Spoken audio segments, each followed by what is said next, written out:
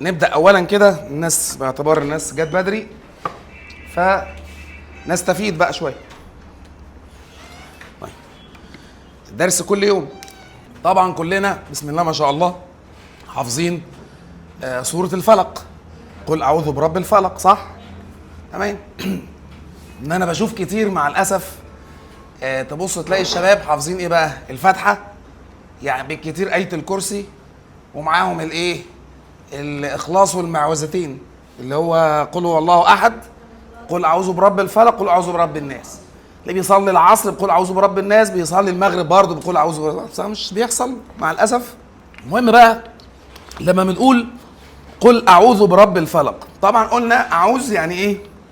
أستعيذ، وأستعيذ دي يعني ألجأ إليه أو أعتصم بيه أو استخبى فيه، كويس؟ زي ما واحد يعوذ بواحد يعني يقف إيه؟ يقف وراه، فأعتصم بربنا سبحانه وتعالى. طيب قل أعوذ برب الفلق، يعني إيه بقى الفلق؟ الفلق اللي هو الصبح، اللي بتبقى الدنيا الأول ليل، بعد كده بيبدأ يجي الفجر، وبعد كده بيبدأ يجي الايه؟ الشروق. تمام. ما بين الفجر والشروق اللي هي الفترة اللي تبقى الشمس لسه بتطلع فيها دي بنسميها الشفق. بعد الشفق لما الصبح يطلع بيبقى اسمه الايه؟ بيبقى اسمه الفلق. تمام كده؟ حلو. يبقى بقول قل أعوذ برب الفلق، يبقى أنا بعوذ برب النهار أو رب الصبح. طبعا رب النهار هو رب الليل، ولكن بنضيف صفات لربنا سبحانه وتعالى. تمام. يبقى قل أعوذ برب الفلق، من شر ما خلق، من شر كل المخلوقات اللي ربنا خلقها، ممكن يبقى فيها شرور زي شياطين الإنس وشياطين الجن، واتكلمنا في الكلام ده يمكن امبارح. طيب يبقى قل أعوذ برب الفلق، من شر ما خلق، ومن شر غاسق إذا وقب. طيب يعني إيه بقى غاسق إذا وقب؟ الغسق ده عكس الشفق، اللي هي المرحلة اللي بتبقى من النهار لليل وقت غروب الشمس والشمس بتنزل، ده اسمه الايه؟ الغاسق. كويس؟ وقب يعني أصبح شديد الظلمة. يبقى أنت كده بتستعيذ بربنا سبحانه وتعالى اللي خلق النهار واللي خلق الليل. يقول أعوذ برب الفلق من شر ما خلق، ومن شر غاسق إذا وقب. إيه مشكلة الليل؟ الليل بتنتشر فيه الشياطين. تمام كده؟ ما حدش يعني ما خدتش بالك قبل كده ان دائما مثلا الناس الملاهي الليليه، تمام كده؟ الكباريهات تبقى معموله بالليل مش بالنهار. كويس؟ ليه؟ ما الشياطين بتنتشر اكتر. فاهمين؟ مش فكره ان هو بالليل عشان الناس فاضيه وبتشتغل بالنهار، ما هو اللي سكران بالليل ده اكيد مخمود بالنهار، يعني مش قصه. تمام؟ فالشياطين نفسها كويس بتنتشر بالليل. حراميه، الاجرام، دايما تبص تلاقي الجريمه بتنتشر بالليل. ليه؟ عشان انتشار الشياطين بالليل. يقول اعوذ برب الفلق من شر ما خلق، ومن شر غاسق اذا وقب، ومن شر النفاثات في العقد. كان زمان ولا زال موجود مع الاسف نوع من انواع السحر، كويس؟ بيسموه عندنا كده حاليا الربط. كويس؟ ايه فكره السحر او الربط دي؟ ان هم واحده مثلا تسحر لواحده عشان ما تخلفش، فبتروح للساحرة. الساحرة دي بتعمل ايه؟ النفاثات في العقد. النفث في العقد ده ان هم يخلوا الرجل او يخلوا المرأة عاقر او عقيم، فبالتالي ما تقدرش ان هي تخلف. تمام. يقول اعوذ برب الفلق من شر ما خلق، ومن شر غاسق اذا وقب، ومن شر النفاثات في العقد، ومن شر حاسد اذا حسد. طبعا معروفة فكرة فكرة الحسد. الكلام اللي احنا بنقوله ده بنقوله ليه؟ لسبب بسيط، ان انت ما ينفعش تبقى بغبغان واقف قاعد عمال تصلي قل اعوذ برب الفلق من شر ما خلق ومن شر غاسق اذا، وانت مش فاهم انت بتقول ايه. بالعكس، الصلاة دي هي عبارة عن مناداة او مناجاة ما بين العبد وما بين ربنا سبحانه وتعالى. يعني انت لما بتيجي تقرا الفاتحة مثلا بسم الله الرحمن الرحيم، الحمد لله رب العالمين، تبدأ الأول إن أنت تحمد ربنا سبحانه وتعالى. الرحمن الرحيم مالك يوم الدين، وتبدأ بقى بتوجه خطابك لربنا، إياك نعبد وإياك نستعين، إحنا ما بنعبدش حد غيرك، ما نستعينش بحد غيرك. تبدأ تدعي بقى بعد كده يا رب اهدنا الصراط المستقيم. صح ولا بغبغانات؟ حلو. فالطبيعي ان وانت بتعبد ربنا سبحانه وتعالى وانت بتصلي كويس وانت بتدعو وانت اي حاجه من الكلام ده، انت عارف انت بتقول ايه، ومش بس ان انت بتقول كلام وخلاص. زي ما كنا اتكلمنا يمكن في اول محاضره خالص لما قلنا ان احنا مثلا بعد الصلاه بنسبح، او اثناء الصلاه بنسبح، وانا بركع بقول سبحان ربي العظيم، وانا بسجد بقول سبحان ربي الاعلى. طب يعني ايه كلمه سبحان الله؟ يعني ربنا سبحانه وتعالى بعيد كل البعد عن المخلوقات وليس كمثله شيء. الشيخ الشعراوي قال معنى سبحان الله انه ليس كمثله شيء. فهو انت بتسبح انت بتقر من جواك، بتقول له يا رب انا اعلم ومتيقن وعقيدتي ان انت مفيش زيك شيء. فاهمين اللي انا بقوله ده؟ يا رب. طيب بسم الله الرحمن الرحيم. تعالوا بقى نتكلم عن الايه؟ عن الصحراء الغربيه. الصحراء الغربيه قلنا اول امبارح ما اتكلمنا عن الصحراء الغربيه قلنا بتتكون من كام اقليم؟ اقليمين. واحد اقليم الهضاب واقليم السهل الساحلي. طيب اقليم الهضاب ده مساحته كام؟ 67% من مساحه مصر. والسهل الساحلي 1% من مساحه، مين قال 31؟ 1% من مساحه مصر. 1% من مساحه مصر ده اقليم السهل الساحلي. عشان الاثنين على بعض يبقوا 68% من مساحه ايه؟ مصر تحديدا. الله يفتح عليك، 68.1 من مساحه ايه؟ من مساحه مصر. طيب جينا اتكلمنا في اقليم الهضاب، قلنا اقليم الهضاب بيتقسم كام؟ 3 هضاب. واحد الهضبه اللي موجوده فين؟ الجنوبيه، الهضبه الجنوبيه اللي هي الجولف الكبير. 2 الهضبه الوسطى اللي هي اسمها الايوسينيه الجيريه. و3 الهضبه الشماليه اسمها ايه؟ اسمها هضبه مرمريك. هضبه مرمريك. طيب قولي. انت غبتي اول امبارح.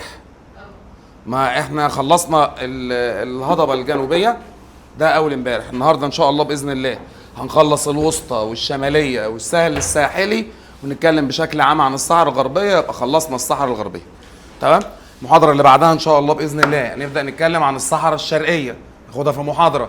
المحاضره اللي بعدها شبه جزيره سيناء وهكذا. خلاص؟ فهنتعود ان احنا ان شاء الله المحاضره بنخلص فصل في المحاضره. متفقين؟ طيب تعالى بقى نتكلم عن الايه؟ عن الهضبه الوسطى الايوسينيه او الجيريه. كنا بنقول ان الهضبه الجنوبيه او هضبه الجولف الكبير، وليكن مثلا ادي مصر يا سيدي، وهنا كده تبقى الصحراء الايه؟ الغربيه. الهضبه الجنوبيه ادي يا عم السودان اهي كده يعني خلاص. وهيبقى هنا بقى الايه؟ الهضبه الايه؟ الهضبه الجنوبيه موجوده هنا. صح الكلام ده؟ قلنا اقصى ارتفاع ليها في الجنوب والجنوب الغربي وبتميل ناحيه الايه؟ ناحيه الشمال. طيب في نهايه وادي الدلتا وهنا الصحراء الشرقيه.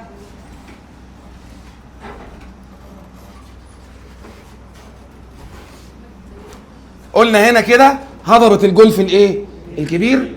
وهنا طبعا القمه هنا جبل اسمه جبل ايه؟ العوينات. ارتفاعه كام؟ 1907 ايه؟ متر. طيب الهضبه الجنوبيه بتبدا ان هي تنحدر باتجاه الشمال. قلنا بعد الهضبه الجنوبيه في هنا واحات اسمها واحات الايه؟ الداخله، او هنا الخارجه تحديدا، وهنا الواحات الايه؟ الداخله. يبقى في عندي هضبه عاليه، والهضبه دي بتنتهي بواحات. الواحه دي قلنا هي في مستوى الارض عادي جدا وفيها مياه والناس عايشه فيها وما عندناش مشاكل. صعب الكلام ده؟ طيب تيجي بقى من عند الواحات الداخله والخارجه تبدا بقى هضبه تانية هنا. كويس؟ دي اسمها الهضبه الوسطى. الهضبه الوسطى بتنتهي بمنخفض القطاره والفرافره.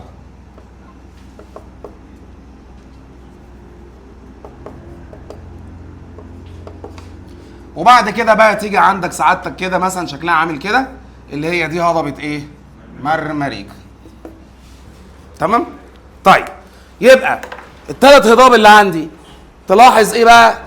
حط في بالك بقى ان بيبقى في عندي هضبة خلاص، ولازم في فاصل بينها وبين الهضبة الثانية، والا كانت كلها تبقى هضبة واحدة.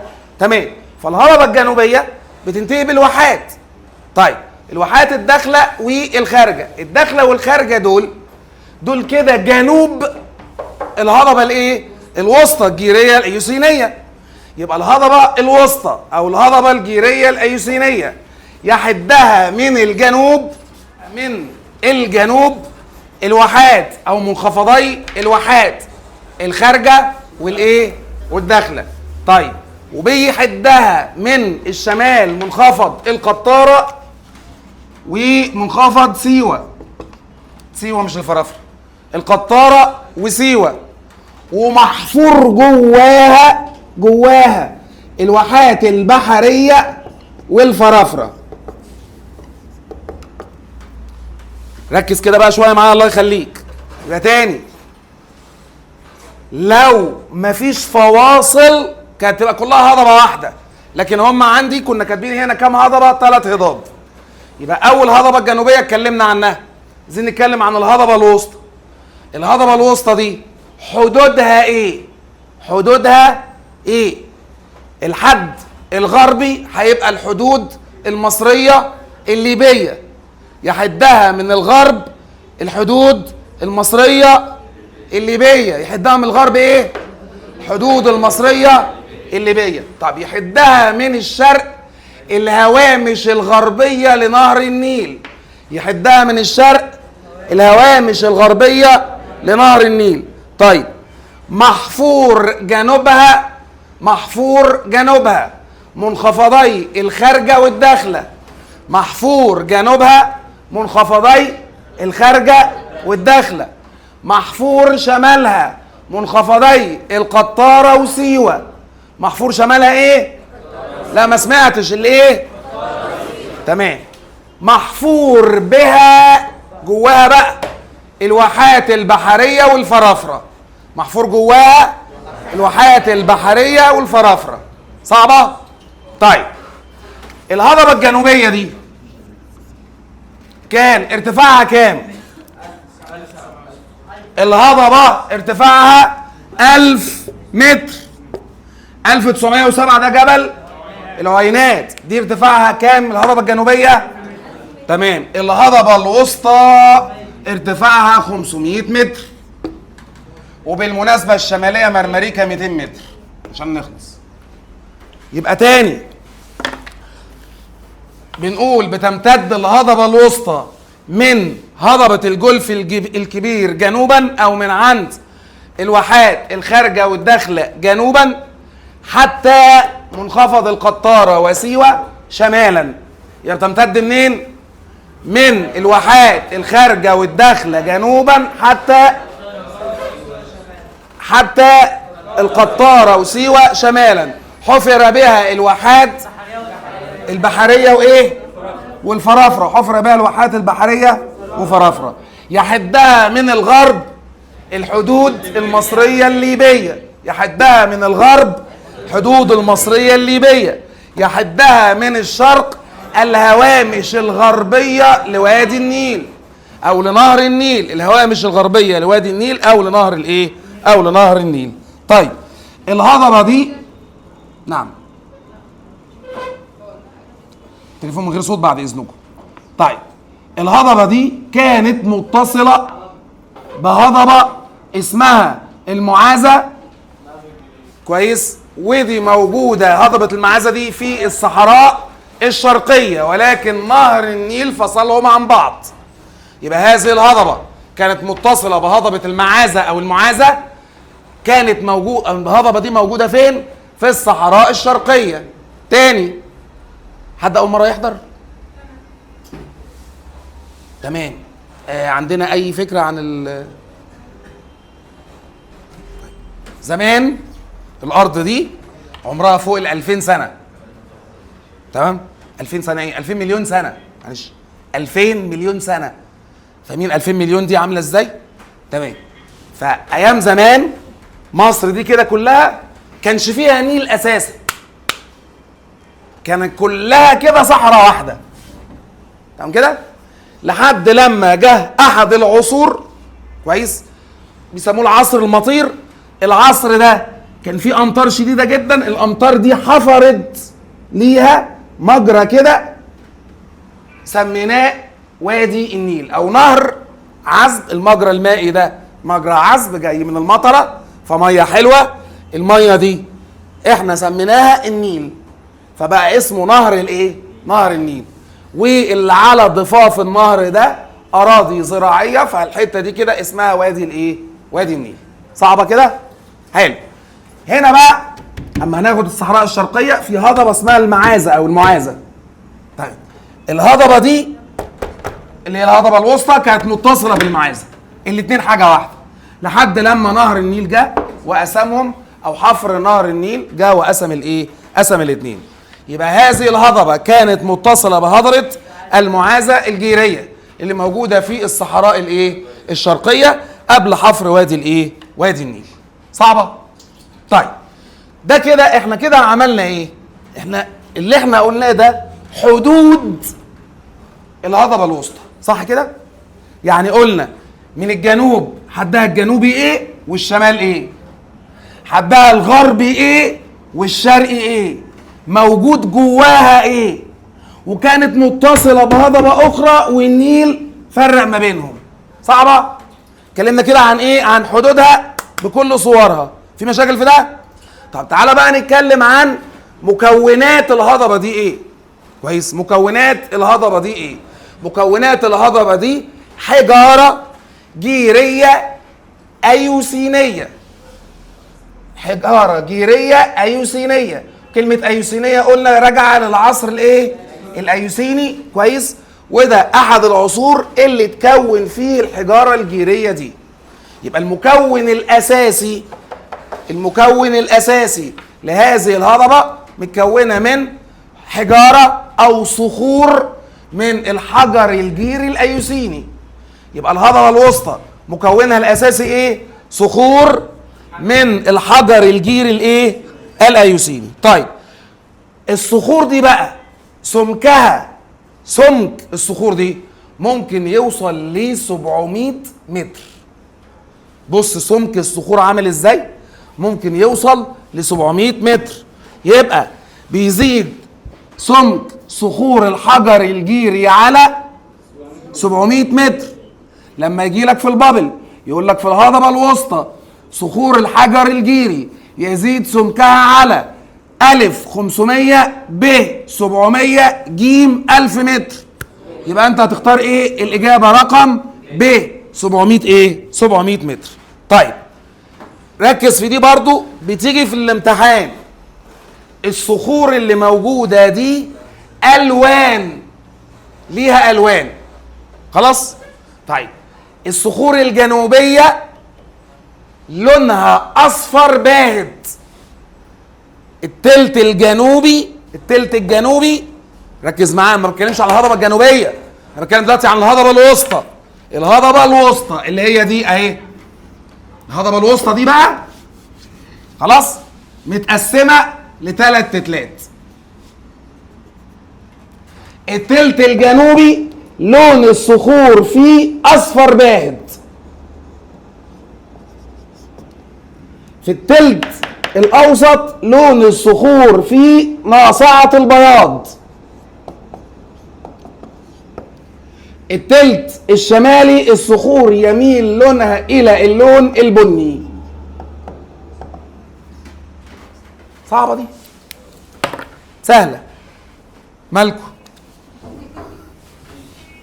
تاني ماشي، واحدة. لو انا سألت سعادتك، خلاص يمكن الشباب يفيدونا اكتر في الموضوع ده، لو منتخب مصر فرقة الكورة بتاعتنا تلعب ماتش، ماشي؟ الفرقة دي لابسة ايه؟ هتقول لي ان التيشيرت نفسه لونه احمر، تمام، والشورت لونه ابيض والشراب لونه اسود، صح؟ احمر وابيض واسود. اللي هو لون العلم المصري بتاعنا، في صعوبه في الكلام ده؟ حلو. يعني العلم المصري عندنا 3 الوان، احمر ابيض اسود. ها صعبه؟ حلو قوي. الهضبه الوسطى دي بقى، الهضبه الوسطى خلاص متقسمه 3 تلات. كويس؟ يعني لما تيجي راكب طياره سعادتك وفوق الهضبه الوسطى هتلاقي التلت الجنوبي ده الحجاره لما تبص عليها تلاقي لونها اصفر. معلومه سهله جدا، حجر لونه اصفر، ما طبيعي الرمل والصحراء لونهم اصفر. بس لما تمشي في الشمال شويه التلت اللي بعده هتلاقي الحجاره ناصعه البياض، بيضه جدا، لونها ابيض، حجر لونه ابيض. الجير، عارفين الجير؟ الطباشير يا عم، الطباشير اللي كنا بنكتب بيه زمان لونه ايه؟ فحجر جيري فلونه ابيض. تمام كده؟ لما تطلع فوق شويه تلاقي اللون بقى بني. سهله، انا ممكن اسيبكم واروح. يبقى الهضبه متقسمه 3، اصفر ابيض بني، من الجنوب للشمال اصفر باهت ابيض ناصع بني. يبقى الهضبه دي الحجاره بتاعتها كام لون؟ 3. من الجنوب التلت الجنوبي لونه اصفر باهت، التلت الاوسط لونه ناصع البياض، التلت الشمالي لونه بني. جميل جدا جدا جدا. طيب الهضبه الشماليه مرمريكا، الهضبه الشماليه مرمريكا. طيب مرمريكا دي احنا قلنا الهضبه الوسطى بتخلص عند ايه؟ منخفضي القطاره وايه؟ وسيوه. تمام. تبدا من بعدها بقى الهضبه الشماليه اسمها مرمريكا. تمام؟ طيب هضبه مرمريكا دي كده حدودها الجنوبيه منخفضي القطاره وايه؟ وسيوه، بالعقل اهو. وحدودها الشماليه ساحل البحر المتوسط. يبقى هضبه مرمريكا حدودها الجنوبيه القطاره وسيوه، حدودها الشماليه ساحل البحر المتوسط. ها صعبه؟ حلو. يقترب شكلها من شكل المثلث، شكلها مثلث. بص يا سيدنا الفاضل، لو انا جيت رسمت كده مثلث، تمام كده؟ طيب الحته دي كده اسمها القاعده، والحته دي كده اسمها الراس. صعبه؟ المثلث بقى بتاعنا شكله عامل كده. القاعده بتاعته في اتجاه الحدود المصريه الليبيه، يبقى بيحد مرمريكا دي من الغرب الحدود المصريه الليبيه، ويحدها من الشرق هوامش دلتا وادي النيل. يحدها من الشرق ايه؟ هوامش دلتا وادي النيل. خلاص؟ تمام. تلاحظ ايه بقى؟ تلاحظ ان الهضاب كلها حدودها الغربيه والشرقيه تقريبا واحده. يعني الهضبه الجنوبيه دي حدودها الغربيه الحدود المصريه الليبيه، والشرقيه هوامش وادي النيل وعند قنا والقصه دي. طيب الهضبه الوسطى نفس الفكره، بس اللي فوق دي هقول هوامش الدلتا. يعني هنا كان وادي النيل، لكن دي عشان فوق، ما هي الدلتا برضو يعني مش ايه، مش ضعيفه قوي كده اهي. كويس؟ فبيحدها كده من الشرق هوامش دلتا وادي النيل. صعبه؟ يقترب شكلها من شكل مثلث، قاعدته تجاه الحدود المصريه الليبيه، ورأسه تجاه دلتا وادي النيل. ها صعبه؟ قاعدته تجاه الحدود المصريه الليبيه، ورأسه تجاه دلتا وادي النيل. طيب متوسط ارتفاعها، لا اهي لسه قايلينها، متوسط ارتفاعها 200 متر. يقوم جاي لك سؤال في البابل يقول لك متوسط ارتفاع الهضبه، متوسط ارتفاع الهضبه ألف 1000 متر، ب 500 جيم 200. غلط بالمناسبة. دال كل ما سبق خطأ.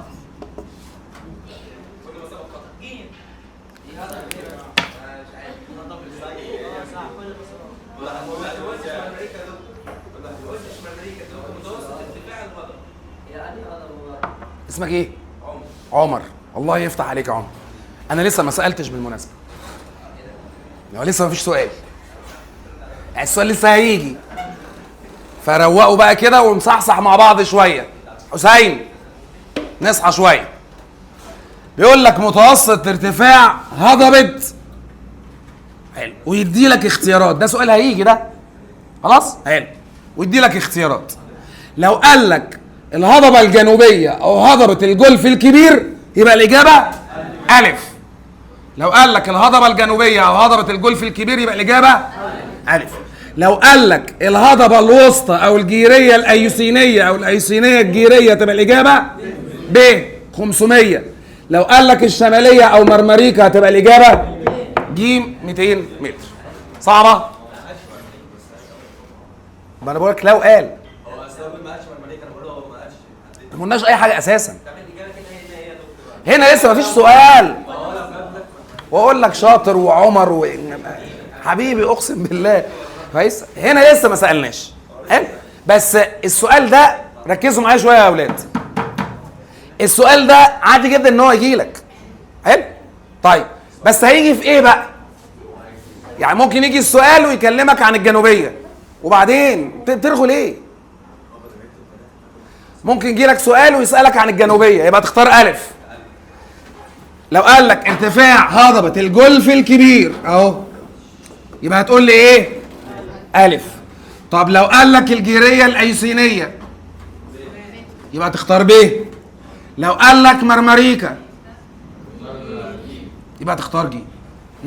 صعبة؟ جميل جدا جدا جدا جدا. طيب طبعا محفور منخفض القطارة وسيوة على أطرافها الجنوبية. خلاص؟ وطبعا في الشمال البحر الايه؟ البحر المتوسط. صعبة؟ طب ركز بقى في المعلومة اللي ايه؟ اللي جاية دي. بيقطع سطح هذه الهضبة العديد من الأودية الجافة. تمام؟ اسكندرية في الشتاء.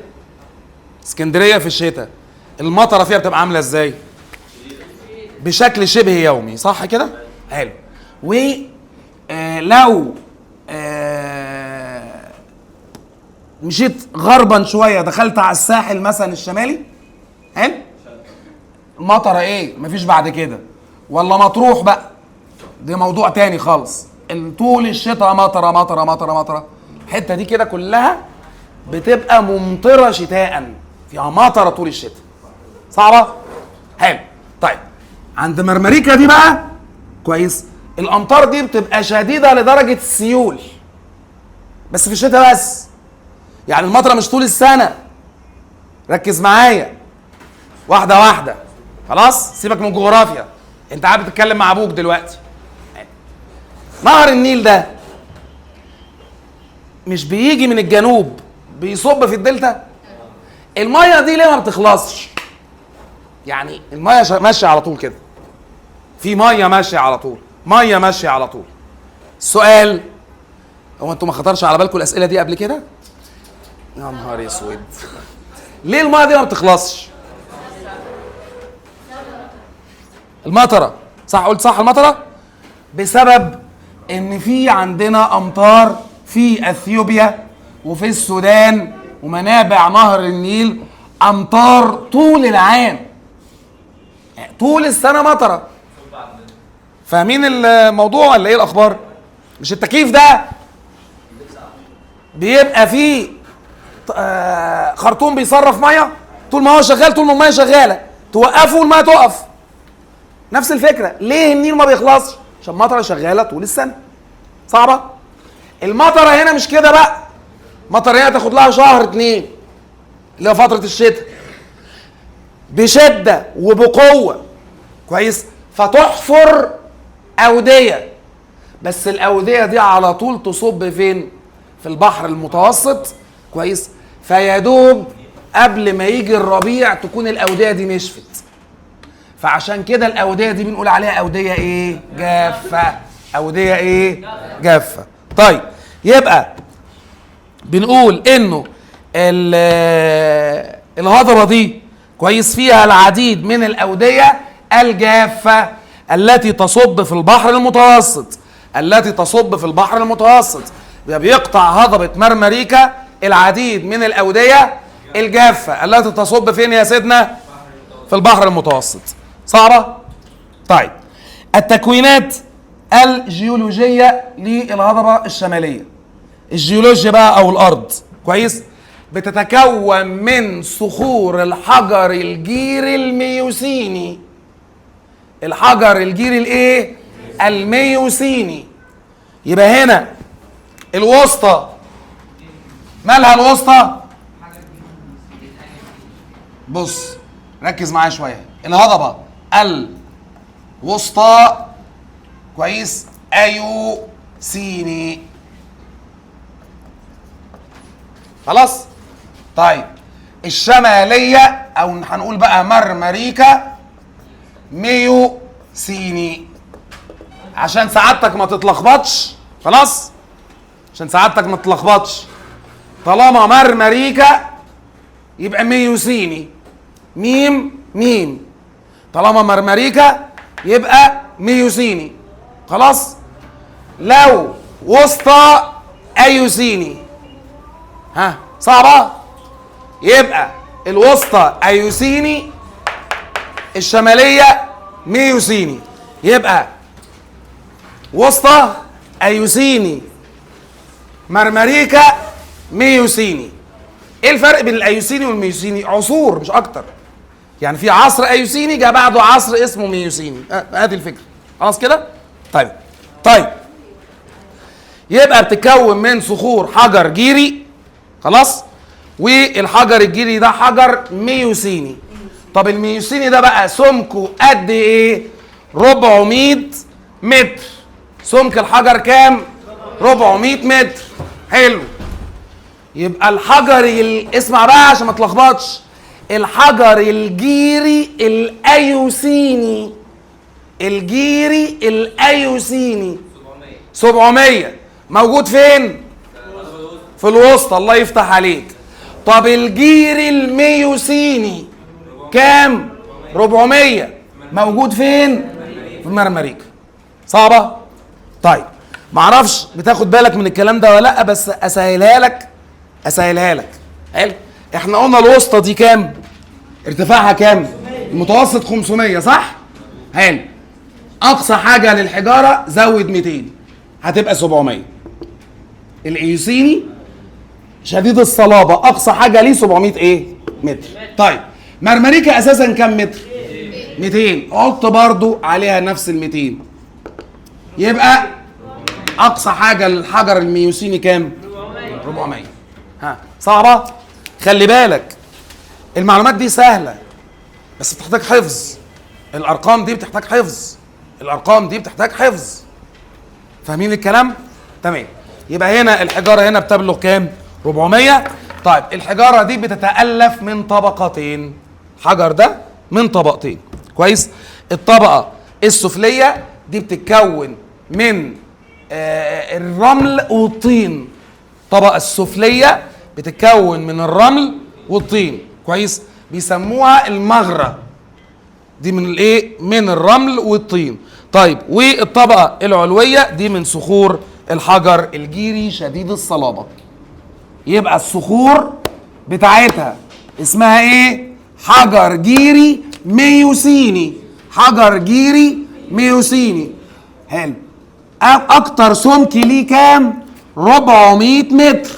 400 متر. تاني هضبة مرمريكا كويس. ارتفاعها كام؟ 200 متر. الصخور بتاعتها سمكها يوصل لكام؟ 400 متر. خلاص. طيب ال 400 متر دول بقى متكونين من كام طبقه؟ طبقتين. متكونين من طبقتين. الطبقة السفلية رمل وطين، والطبقة العلوية صخور شديدة الصلابة. صعبة؟ صعب الكلام ده؟ جميل جدا جدا جدا. طيب اقليم مريوط او اقليم السهل الساحلي، اخر حاجة بقى اقليم السهل الساحلي. يبقى تاني كده نجمع معلوماتنا، معلش. احنا قلنا الصحراء الغربية كم اقليم؟ جاتكو خيبة 4. تمام. مين يزود؟ كم؟ 3 ولا 4؟ 2 مش 5 حتى؟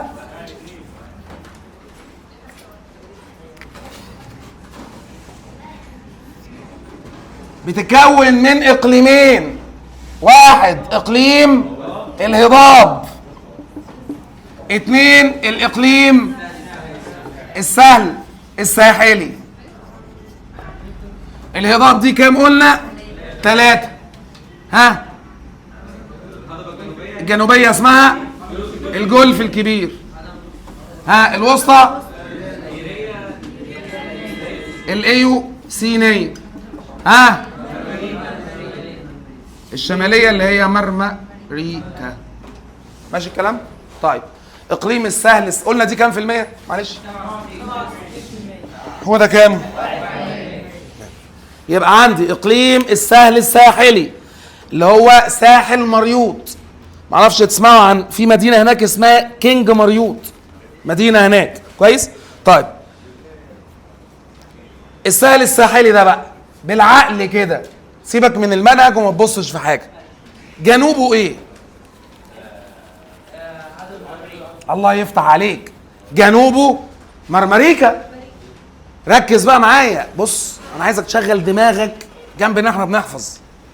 يعني لما اقول مثلا ان الهضبة الجنوبية جنوبها السودان، صح؟ الحدود المصرية السودانية، تمام، وشمالها الواحات، حلو، الخارجة والداخلة، تمام. طب اما اجي بقى على الهضبة الوسطى يبقى جنوبها ايه؟ الواحات، الخارجة والداخلة، وشمالها القطارة وسيوة، تمام. طب مرمريكا هيبقى جنوبها ايه؟ القطارة وسيوة، حلو، وشمالها اقليم السهل الساحلي اللي على البحر المتوسط، تمام. طب اقليم السهل الساحلي ده بقى جنوبه هيبقى ايه؟ مرمريكا، كويس، وحدود الشمالية اللي هي حدود البحر الايه؟ المتوسط. صعب الكلام ده؟ تمام كده. طيب مين؟ حد عايز يسأل؟ طيب بيمتد بقى من الاسكندرية شرقا حتى السلوم غربا. بيبدأ من اسكندرية شرقا حتى السلوم ايه؟ حتى السلوم غربا، ويبلغ 1% من مساحة مصر. طيب سهل قوي اهو. طب تعالى بقى شوية حاجات لو انت سافرت مطروح بالتالي ممكن تفتكر الكلام ده. الساحل الساحلي ده فيه عديد من البحيرات الساحلية، زي بحيرتين في مطروح، حاجة بحيرة اسمها مرسى مطروح الشرقية ومرسى مطروح الغربية. بحيرتي مرسى مطروح الشرقية ومرسى مطروح الايه؟ الغربية. فيها العديد من السواحل، زي ايه سعادتك؟ رومل والنخيل وكليوباترا. عارفين الكلام ده؟ رومل والنخيل وكليوباترا. خلاص؟ طيب عشان تفتكر بس، رومل ده كان قائد عسكري في الحرب العالمية الثانية. خلاص؟ في الحرب العالمية الثانية الراجل رومل ده كان راجل مارشال في الجيش الألماني، وكان جاي يضرب مصر هنا، وكان جاي من ليبيا. مات هناك، مات في مطروح واتدفن هناك وكده، فراحوا مسمين الشاطئ اللي هناك، سموا المنطقة دي كلها ايه؟ رومل. خلاص؟ طيب النخيل عشان فيها العديد من النخل. كليوباترا يقال انه الشاطئ بتاع كليوباترا ده كان فعلا بتاع كليوباترا الحقيقيه اللي هي بنت بطليموس. خلاص؟ كانت بتستحمى فيه وكلام من ده، وقافلها على نفسها، محدش ايه يعرف عنه حاجه، عشان كده سميناه ايه؟ كليوباترا، او لازال اسمه كليوباترا. صعب الكلام ده؟ طيب حد عنده اسئله؟ في العديد من الرؤوس قليله التوغل، وارجع تاني وتالت وعاشر عشان هتيجي في الامتحان. ادي يا عم التعريج. ممكن التعريج تبقى عامله كده. ده ايه؟ رأس. طب ده ايه؟ خليج. شطار. تاني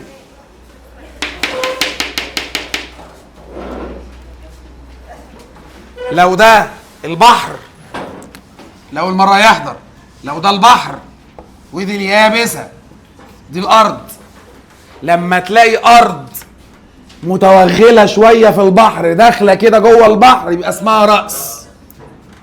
لما تلاقي الأرض أو المية بقى العكس، المية هي اللي داخلة جوه الأرض يبقى اسمها إيه؟ خليج. طيب الساحل الساحلي بقى عندنا في العديد من الرؤوس الايه؟ الساحليه، وبرضه في خلجان. طب رؤوس زي ايه؟ الضبعه والحكمه وعلم الروم. الضبعه والحكمه وعلم الروم. الرؤوس البحريه اللي موجوده في السهل الساحلي في الصحراء الغربيه. الرؤوس البحريه اللي موجوده في السهل الساحلي في رؤوس ولكن غير متوغله في الميه، مش واخده بقى في وشها ورايحه، فيها رؤوس زي ايه الرؤوس دي؟ الضبعه والحكمه وعلم الروم. يبقى الرؤوس اللي موجوده في الساحل الساحلي 3 او مثال عليهم 3: 1 الضبعه، 2 علم الروم. طيب برضو فيها بعض الخلجان زي خليج العرب وخليج الحكمه. العرب والحكمه. تعال بقى كده نفتكر مع بعض شويه لو سمحت. احنا قلنا قلت لك المحاضره اللي فاتت ان في رأس وفي خليج. طب ينفع الاثنين يبقوا مع بعض؟ ينفع. خدنا مثال في الاول ابو قير، فيها رأس وفي نفس الوقت ايه؟ خليج. وهنا الحكمه فيها رأس وفيها ايه؟ وفيها خليج. صعب ده؟ اشهد ان لا اله الا الله. طيب تعالى بقى نتكلم ونقفل الصحراء الغربيه خالص. هنتكلم عن بعض الخصائص الجيومورفولوجيه. يعني ايه الجيومورفولوجيه؟ يعني الجيومورفولوجيه اللي هو علم دراسه سطح الارض. فعايزين نتكلم عن بعض المشاكل اللي متعلقه بالصحراء الايه؟ بالصحراء الغربيه. طيب او بعض الخصائص خلينا نقول. طيب 1 ودي بتيجي في الامتحان: الصحراء الغربيه مليئه بالعديد من المنخفضات الصحراويه. كويس؟ بتوصل ل 12 منخفض صحراوي. تاني، الصحراء الغربيه فيها العديد من المنخفضات. هقول لحضرتك تعالى كده نبص للصحراء، يعني مثلا ايه، من الجنب كده كاننا واقفين قدامها. فهتبص تلاقي مثلا ان كده في الهضبه الكبيره، الجولف الكبير، خلاص، وبتنحدر شويه كده، خلي ده كده الشمال او كده. وبعد كده في الواحات، فبتلاقي هنا بقى منخفضات، الارض واطيه نفسها. وبعد كده تبدا تبقى في هضبه تانية اللي هي الوسطى، وفيها شويه منخفضات بعدها.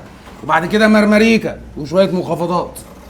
يبقى اول خاصيه من خصائص الصحراء الغربيه ان هي فيها العديد من المنخفضات الصحراويه. بتبلغ قد ايه؟ 12 منخفض صحراوي. 12 منخفض صحراوي. خلاص؟ يعني لو جالك، وما اعتقدش ان الكلام ده يجي، انه منخفض القطاره مساحته 19.5 ألف كيلو متر مربع. منخفض القطاره مساحته كام؟ 19.5 ألف كيلو متر مربع. طيب منخفض الفرافرة مساحته 10,000 كيلو متر مربع. منخفض الفرافرة مساحته 10,000 كيلو متر مربع. يبقى أول خاصية من خصائص الصحراء الغربية إن هي مليئة بالمنخفضات الصحراوية، ويبلغ عددها كام؟ 12 منخفض صحراوي. صعبة؟ جميل. طيب 2، بص بقى سعادتك، الصحراء الغربية دي فيها حاجتين عكس بعض. بصوا لي شوية كده لو سمحت.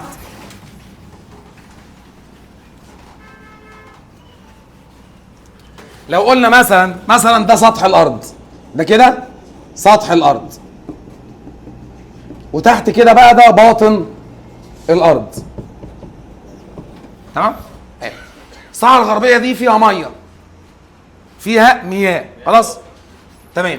ولكن المياه دي، الميه بقى نوعين، في حاجه اسمها مياه سطحيه وفي حاجه اسمها مياه جوفيه. المياه السطحيه دي تبقى ميه على السطح او قريبه من السطح. المياه الجوفيه دي بتبقى في مسافات بعيده في باطن الارض. صعبه؟ تمام. يبقى تاني، الميه نوعين، في مياه سطحيه في مياه جوفيه. طيب، السطحيه اللي هي على سطح الارض او قريبه، الجوفيه اللي هي مسافات كبيره تحت سطح الايه؟ الارض. في مشاكل في الكلام ده؟ طيب، الصحراء الغربيه بقى الميه بتاعتها عامله ازاي؟ فقيره في المياه السطحيه وغنيه في المياه الجوفيه. فقيره في السطحيه وغنيه في الجوفيه. ها، صعبه؟ تمام. طيب، المياه السطحيه لو قلنا مثلا دي كده الصحراء الغربيه وليكن، خلاص؟ المياه السطحيه موجوده في اولها وفي اخرها، خلاص؟ والمساحه الكبرى بتاعتها، اغلب مساحتها ما فيهاش مياه سطحيه اساسا. يبقى تاني، الميه في الصحراء الغربيه مالها؟ تقسم كام نوع؟ 2، سطحيه وجوفيه. طيب، المياه السطحيه في الصحراء الغربيه فقيره، يعني من خصائص الصحراء الغربيه انها فقيره في المياه السطحيه. كويس؟ الميه اللي قريبه من الارض قليله قوي فيها. ففي شمال الصحراء فيها بعض الابار، وفي جنوب الصحراء فيها بعض الينابيع. ينابيع جمع ينبوع، ينبوع ميه، الميه بقى فوق الارض، خلاص؟ والابار دي كويس، يعني مش ابار عميقه، ابار يعني على وش الايه؟ على وش الارض، تحت الارض مثلا بايه؟ 3 4 متر 5 متر، كلام من ده، دق ترومبه تطلع الميه والموضوع يخلص. صعبه؟ لكن الصحراء كلها كده ما فيهاش مياه سطحيه تانيه. صعبه؟ حلو قوي. طيب، يبقى تعالى نقول انه فقيره في مواردها المائيه السطحيه، تقتصر على بعض الابار على الساحل الشمالي، والعديد من الينابيع عند جبل العوينات اللي هو في الجنوب.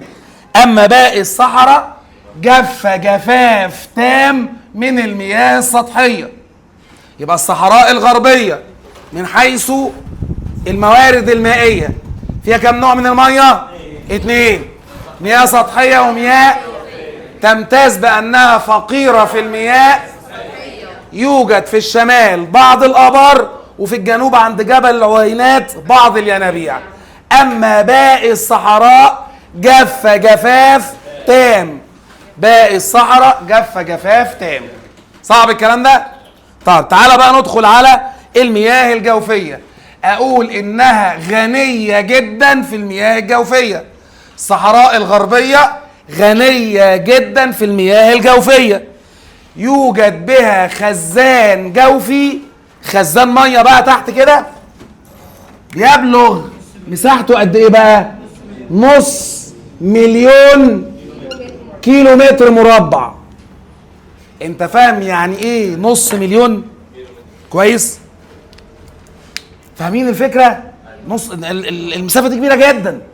500,000,000 كيلو متر مربع ميه غزيره بشكل مش طبيعي، ودي جزء من خزان اكبر بيننا بقى وبين الدول التانية، مساحته 2.5 مليون كيلو متر مربع. يبقى الصحراء الغربية فقيرة في المياه السطحية، غنية جدا في المياه الايه؟ الجوفية. يوجد بها خزان جوفي تبلغ مساحته 500,000,000 كيلو متر مربع، 500,000,000 كيلو متر مربع، وهو جزء من خزان جوفي أضخم تبلغ مساحته 2.5 مليون كيلو متر ايه؟ مربع. صعبة؟ طيب، اعتقد ان المعلومه اللي جايه دي تيجي في الامتحان. كويس. الرواسب الرمليه. ايه يا عم الرواسب الرمليه دي؟ بالبلدي كده الرمل. خلاص. حلو. ايه الفارق ما بين لو انت مثلا ماشي في الطريق الصحراوي او مثلا رايح تصيف فقاعد على الشط، وما بين الجبال؟ الجبال صخور، صخر، في صخور منها شديدة الصلابة، يعني لو جبت مثلا شنيور ولا جبت حاجة تدق بيها الصخر ما يكسرش. فالصخور دي مكونات شديدة الصلابة، صعبة. غير الرملة. الرملة دي اللي بنشوفها على الشط على البلاج وانت بتصيف بتلاقي الرملة صعبة. حلو. المعدل العالمي للرمال في الصحراء 20%. يعني تيجي مثلا صحراء كالهاري، مش عارف الصحراء الكبرى، الصحاري بشكل عام، خلاص، في امريكا في اسيا كلام من ده، الصحاري الرمل جواها 20% بس، يعني والباقي بقى جبال وصخور وكلام من ده. لكن الرملة اول عن اخر كام في المية؟ 20%. الصحراء الغربية 40%. يبقى بتمتاز الصحراء الغربية عندنا بان هي فيها كثرة وفرة، كويس، فيها نسبة كبيرة من الرواسب الرملية.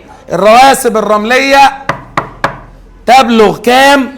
40% من جملة المساحة. يبقى الرواسب الرملية في الصحراء الغربية تبلغ كام؟ 40% من جملة الايه؟ المساحة.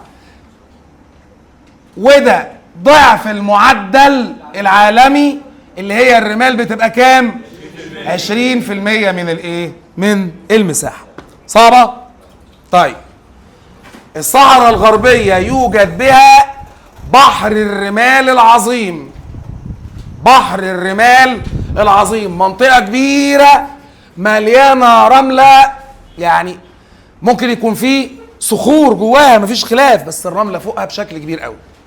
اقول لك على حاجة، تسمع عن حاجة اسمها الرمال المتحركة؟ كويس. اللي هي بتيجي في الافلام دي، واحد يقع في الرملة نقعد نشد فيه مفيش، يروح صاحبك وانتوا الاتنين سوا مع بعض. حلو. الصحراء الغربية دي بقى عندنا منها الكلام ده موجود في الصحراء الغربية. في عندنا حاجة اسمها بحر الرمال العظيم. مساحته بحر الرمال العظيم ده قد ايه يا مؤمن؟ 120 ألف كيلو متر مربع. تخيل، 120 ألف كيلو متر. خلاص، 120 ألف. شايف الرقم عامل ازاي؟ طيب، ادي واحد. اتنين، فيها غرد او غرد اسمه ابو المحاريق. غرد ابو المحاريق ده يبلغ طوله 600 كيلو متر. لا، 600 كيلو متر بس. كويس. طيب، اولا ايه الغرد ده؟ عباره عن ايه؟ الغرد ده بيبقى كثبان رمليه. الكثبان الرمليه دي بتبقى مجموعه من الرمله كده، الرياح تقدر تحركها، تشيلها من مكان ترميها في مكان تاني. خلاص. الكثبان دي بقى ليها اشكال كتيره. شكل من اشكال الكثبان ان الكثبان الرمليه كده تاخد معاك شكل مستقيم. كويس. تحس ان هي مثلا عامله زي سور، زي بتاع، زي كلام من ده، شكل مستقيم كده من الرمال. الرمال اللي جايه بشكل مستقيم بيسموها غرد. خلاص. عندنا في الصحراء الغربيه غرد اسمه غرد ابو المحاريق. طوله قد ايه؟ 600 كيلو. 600 كيلو كده. كويس. رمال خفيفه جدا. كويس. ممكن لا قدر الله حد يقع فيها ولا كلام من ده. صعبه؟ تمام. يبقى الرواسب الرمليه بتغطي نسبه هائله من الصحراء الغربيه. قد ايه يا عم؟ 40% منها، ضعف المعدل العالمي اللي هو كام؟ 20%. تمام. يوجد بها بحر الرمال العظيم، مساحته 120 ألف كيلو متر. كويس. ويوجد بها غرد ابو المحاريق اللي يبلغ طوله 600 كيلو متر. صعبة؟ طيب، مشاكل الصحراء بقى. الصحراء الغربية دي عندنا فيها شوية مشاكل بيئية. زي ايه بقى سعادتك؟ مشكلة زحف الرمال. زحف الرمال. الرملة اللي عندنا في الصحراء الغربية رملة ناعمة جدا. كويس؟ فالرملة الناعمة دي لو انت حاطط عليها مية فالمية ماسكاها. لكن حضرتك احنا قلنا ان المية السطحية الصحراء الغربية مالها؟ كويس؟ يعني فيها شوية مية فوق وشوية مية تحت، وكل ده شديد الجفاف. فالرمل الخفيف ده اي شوية هوا جايين يحركوه. كويس؟ فزحف الرمال ده بقى، الرمال بتزحف هنا على ايه بقى؟ تبقى انت سعادتك كده مثلا قاعد في بيتكو وتبص تلاقي الرملة جاية ناحيتك، رملة رملة رملة رملة رملة رملة. كويس؟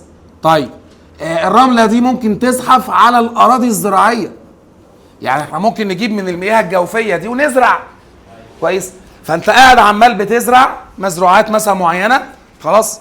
وتبص تلاقي الرملة دي راحت جاية مغطية لك الزراعة بتاعتك وودت الزراعة في داهية. كويس؟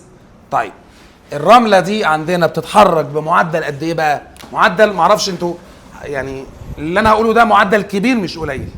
من 10 ل 20 متر في السنة. انت فاهم؟ 10 متر في السنة دول، خليك في ال10 بس. كويس؟ يعني مثلا بعد 20 سنة مثلا، كويس؟ تبص تلاقي الرملة اتحركت 200 متر. انت ممكن تحس ان هي نسبة قليلة ده اليومين دول، لكن اوعى تنسى ان انا قلت لك الارض من 2000 مليون سنة. فاهم الفكرة عاملة ازاي؟ فالرملة بتتحرك بسرعة شديدة جدا. كويس؟ فده عيب من العيوب او المشاكل اللي موجودة في الصحراء الغربية، اللي هي مشكلة زحف الايه؟ زحف الرمال. طيب نحل بقى زحف الرمال ده ازاي؟ سهلة، نعمل سور. بسيطة اهي، يعني نعمل اسوار من الجريد، اسوار من النخل، اللي بيزرع حتة يصورها. تمام؟ بس انت مش هينفع تصورها اسمنت بقى، دي اراضي زراعية. فبتعمل صخور، بتعمل اسوار من الجريد، من النخل، من الشجر، عشان تمنع الرملة ان هي ايه؟ تدخل عندك. ولكن المشكلة دي او الطريقة دي طريقة تقليدية ما بتحلش الا حلول مؤقتة. كويس؟ يعني بتحجز الرملة لفترة زمنية ايه؟ قصيرة، ما بتحجزهاش على المدى الايه؟ البعيد. صعب الكلام ده؟ طيب قال لك طب ما احنا نعمل حاجة تانية. مش انا لسه قايل لك من شوية انه الرملة الناعمة دي لو حطينا عليها مية تثبتها؟ قال لك خلاص، يبقى نيجي في المناطق اللي فيها كثبان رملية نديها مية ونزرع جواها. ازرع الكثبان دي نفسها. معانا ولا ايه؟ بص سعادتك،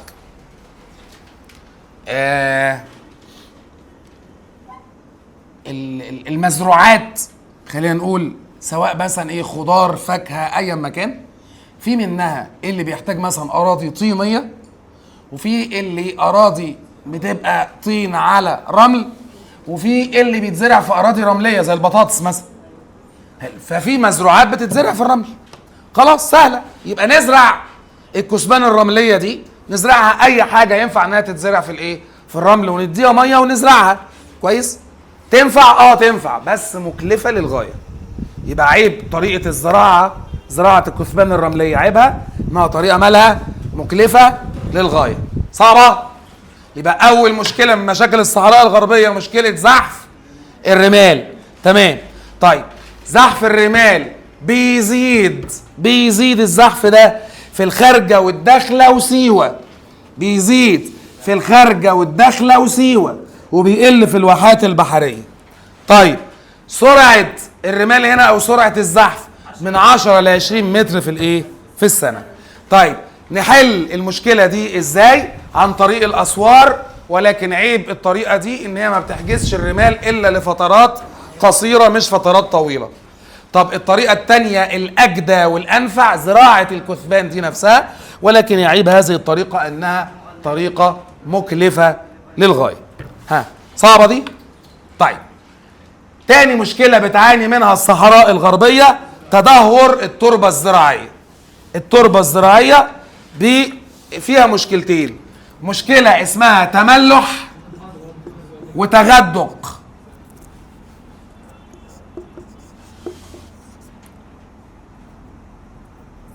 تملح التربة وتغدق التربة. خلاص؟ طيب ايه تملح التربة دي؟ الصحراء دي بتتزرع او كانوا بيزرعوها ولا زالوا يعني بطريقة اسمها طريقة الغمر. الري عن طريق الغمر. الغمر ده اللي هو ايه؟ ترمي فيها ميه كتيرة قوي، يعني تغرقها ميه. ها صعبة دي؟ حلو. ايه اللي بيحصل بقى سعادتك؟ الميه اللي انت بتزرع بيها دي كويس، اللي هي بطريق الغمر دي، تبدأ الميه دي تنزل لتحت من الصخور من الرمال. اوعى تنسى، اوعى تنسى انها جيريه سواء ايوسينيه او ميوسينيه، ده الاغلب. فبتبدا الايه؟ الميه تنزل لتحت تنزل لتحت، تسيب الملح بس. فاهمني ولا ايه الاخبار؟ هو الملح بيجي منين؟ من الميه المالحه، صح؟ نجيب الميه المالحه خلاص ويتعمل لها حاجه اسمها بخر او تبخير. يعني لو جبت مثلا سعادتك ابسط حاجه خالص، حله فيها ميه بملح وقعدت تغلي فيها، الميه هتتبخر هتتبخر هتتبخر، في الاخر يتبقى لك شويه ملح. ها صعبه دي؟ حلو قوي. طيب فالميه بتنزل يتبقى ايه؟ الملح. الملح ده هو اللي بيفضل ماسك في التربه. تملح التربه ده يبدا ياثر على الزراعه، يخلي قدره الارض الزراعيه نفسها ضعيفه. يبقى مشكله كده من مشاكل التربه في الصحراء الغربيه تملح التربه. كويس؟ طيب دي تتحل ازاي؟ عن طريق الري بطريق الرش والتنقيط. اللي هو ايه الرش والتنقيط؟ تروي، بس تروي خفيف، ميه خفيفه مش غمر بقى. يعني انت لما ترزعها ميه كتير الميه تنزل ويتبقى الملح. لا، انت لو رويت بالرش او بالتنقيط ميه قليله، الزرع ياخد الميه بالملح اللي فيها وما يتبقاش املاح. فاهمينها كده؟ بس عيب طريقه الرش والتنقيط ان هي فعليا طريقه مكلفه للغايه. صعبه دي؟ تمام. طيب تاني حاجه بقى تغدق التربه. ايه تغدق التربه دي بقى؟ كويس؟ بص سعادتك، وليكن مثلا ده سطح الارض يا عم. اي نبات بيتزرع كويس بيبقى فيه الفروع والجذع والكلام ده، وفي تحت الجذور. تغدق التربه ان انت تلاقي ميه كويس، وطبعا على الاخص في ان الميه فيها على السطح، تلاقي الميه ماسكه في الجدر او المنطقه اللي فيها الجدر بتاع النبات غرقانه ميه، كلها ميه. تمام كده؟ فيبدا النبات يتخنق ما يعرفش يتنفس. ده كلام ابتدائي صح ولا ايه؟ تمام. يعني بسم الله الرحمن الرحيم. حضرتك لما بتزرع شجر، الشجر ده بيتنفس مع حضرتك، بس في عملية اسمها عملية الأكسدة. خلاص؟ الأكسدة، أنا آسف، الزرع بيتنفس زينا. خلاص حلو كده؟ حلو. لما الجدر ده يبقى مليان مية فكده مش هيقدر ان هو ايه؟ يتنفس، فيموت الزرع. دي مشكلة اسمها تغدق التربة. نحلها ازاي؟ نقلل المية اللي هنا. نقللها ازاي؟ الري بطريق الرش والتنقيط. بس برضو عيبه ان هو ايه؟ مكلف. صعبة؟ تمام جدا. طيب تصريف المياه الزائدة عن الزراعة. المية اللي بتبقى زيادة عن الزراعة دي هي المشكلة، هي مشكلة اسمها كده وخلاص، ان احنا عندنا مشكلة في تصريف المية الزيادة. كويس؟ بس عشان بس تبقى انت عارفها، حلو، ان المية اللي بتزيد عن الزراعة دي، ما هي الصحراء مش كلها مستوية، فيها مناطق عالية ومناطق واطية، فتبدأ المية الزيادة دي تروح عند الناس اللي عايشة في المنخفضات، تبدأ تعمل عندهم بقى برك، وتبدأ تعمل عندهم تجمعات مائية، تبدأ بقى تجيب أمراض وكلام من ده. صعبة؟ وأخيرا مشكلة انخفاض منسوب المياه الجوفية. منسوب المياه الجوفيه اللي هي غنيه جدا دي بينخفض مع الايه؟ مع الزمن ومع الوقت. صعبه؟ تمام. طيب طبعا بص لي بقى في الملزمه، ارجع كده للملزمه معلش. هتلاقي في عندك اهم الارقام اللي موجوده في الفصل الثاني. خلاص؟ حلو. الارقام دي ما فيهاش حاجه اكتر من اللي احنا ايه؟ من اللي احنا قلناها، هي الارقام اللي ايه؟ اتكلمنا فيها.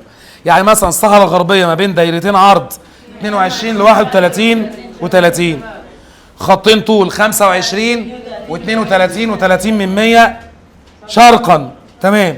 طيب مساحتها 68.1% من مساحة مصر، يعني 681,000 كيلو متر مربع، يعني تلتين مساحة مصر أو أكتر من تلتين مساحة مصر كمان. ماشي.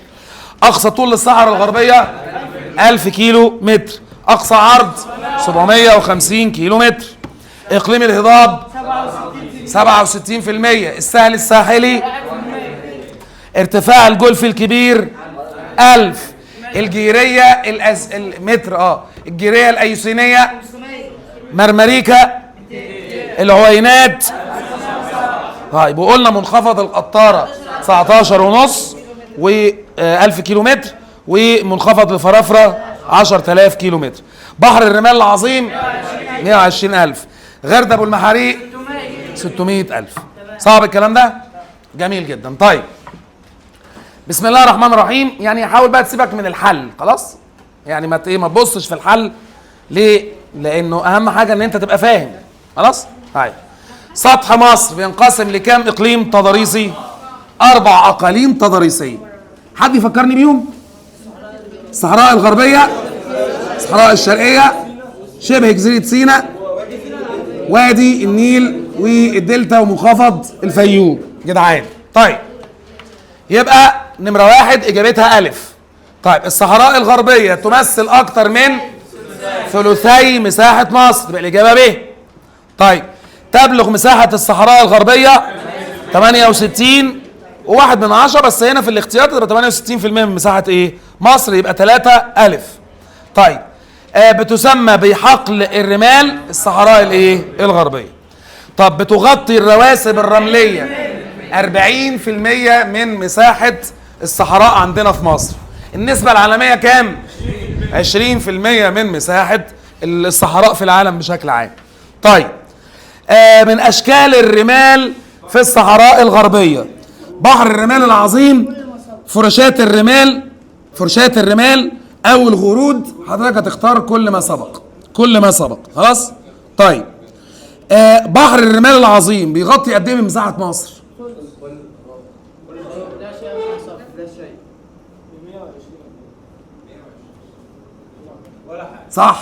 صح 120. صح فعلا.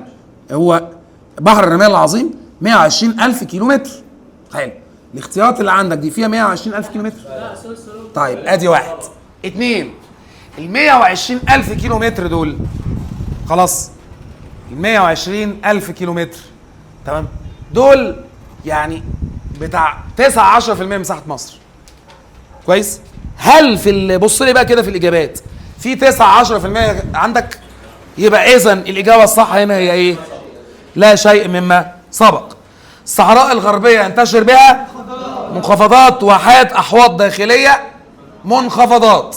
قلنا تترصع بالمنخفضات. فيها كام منخفض؟ 12. القطارة كام؟ منخفض القطارة 19.5 كيلو متر.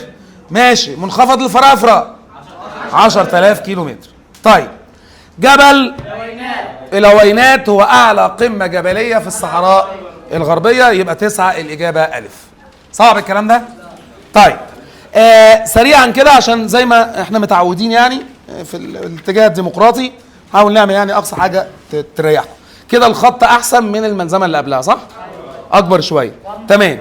طيب كده برضو احنا كده خلينا كل فصل هيبقى معاه الارقام بتاعته والبابل بتاعه، ده كده بالنسبه لكم مناسب. يبقى اذا كده مش هنعمل تعديلات على الملزمه، هتمشي بالطريقه دي. حد عنده اسئله؟ تمام. يعني اوصيكم اولا بالصلاه 2 بالمذاكره. متفقين؟ السلام عليكم.